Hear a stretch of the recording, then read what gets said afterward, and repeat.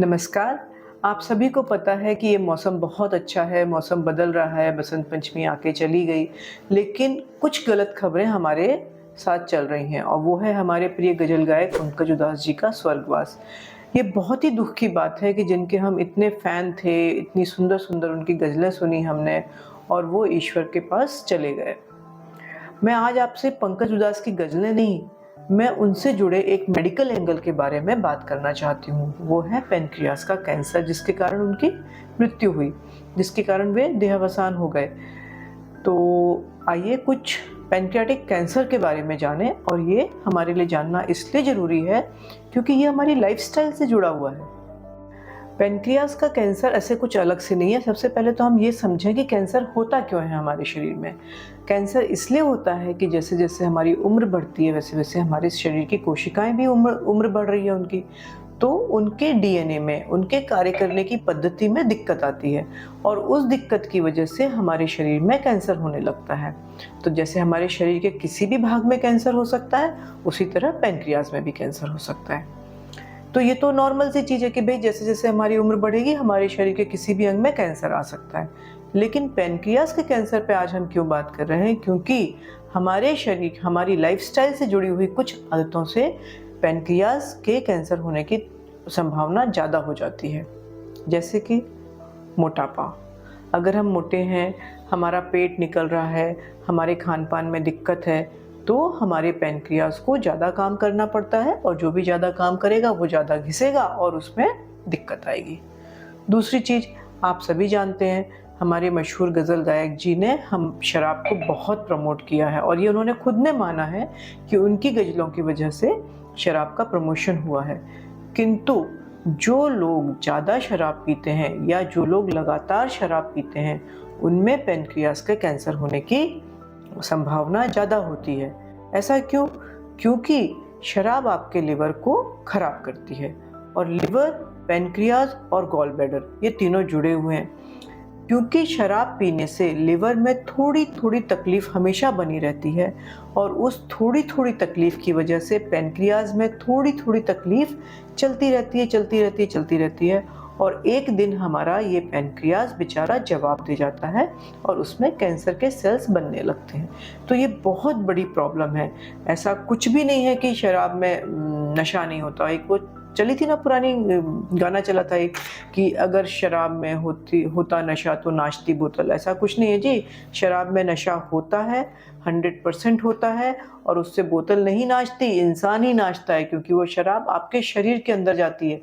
इंसान बोतल थोड़ी नाचेगी बेचारी, वो तो नॉन लिविंग थिंग है। लिविंग थिंग्स ही नाचेंगे और शराब पी के हमारे शरीर का, हमारे दिमाग का इन्हिबिशन खत्म हो जाता है। इन्हिबिशन मतलब हम गलत काम करने में हिचकिचाते नहीं हैं। हमारे दिमाग में कुछ ऐसे सेंटर्स होते हैं जो हमें गलत काम करने से रोकते हैं। शराब पीने से क्या होता है? वो उन गलत काम करने वाले सेंटर्स को दबा देता है। उचकाता नहीं है, हमें दबा देता है। हमारे दिमाग के गलत काम करने वाले सेंटर्स को बोलता है, बंद हो जाओ तुम। हमारे सोचने समझने की शक्ति को खत्म कर देता है और हम तूफान मचाना शुरू कर देते हैं और इसकी वजह से हमारे लिवर पे, शराब की वजह से हमारे लिवर के सेल्स खराब होने लगते हैं और क्योंकि लिवर के सेल्स खराब होने लगते हैं इसलिए धीरे-धीरे हमारे पैनक्रियाज़ के सेल्स भी खराब होने लगते हैं और इसलिए हमें पैनक्रियाज़ का कैंसर होने की संभावना बढ़ जाती है। तीसरी चीज़, जिन लोगों को डायबिटीज़ होती है उनमें भी पैनक्रियाज़ के कैंसर होने की संभावना बढ़ जाती है। क्यों? क्योंकि पैनक्रियाज़ के 2 काम हैं, एक तो इंसुलिन पैदा करना और दूसरे कुछ एंजाइम्स पैदा करना। 2 तरह के फंक्शन होते हैं इसके। तो क्योंकि इंसुलिन भी पैनक्रियाज़ से डेवलप होता है और एंजाइम्स भी पैनक्रियाज़ से ही निकलती हैं, तो जिन लोगों को डायबिटीज़ की तकलीफ़ होती है इसका मतलब उनका पैनक्रियाज़ पहले से ही कॉम्प्रोमाइज़्ड होता है, पहले से ही उसके कार्य करने की शक्ति में थोड़ी-सी दिक्कत होती है। तो फिर उनमें पैनक्रियाज़ कैंसर होने की संभावना बढ़ जाती है। इसलिए ये बहुत ज़रूरी है कि हम अपनी डायबिटीज़ को कंट्रोल में करके रखें, अपनी शुगर को कंट्रोल में करके रखें।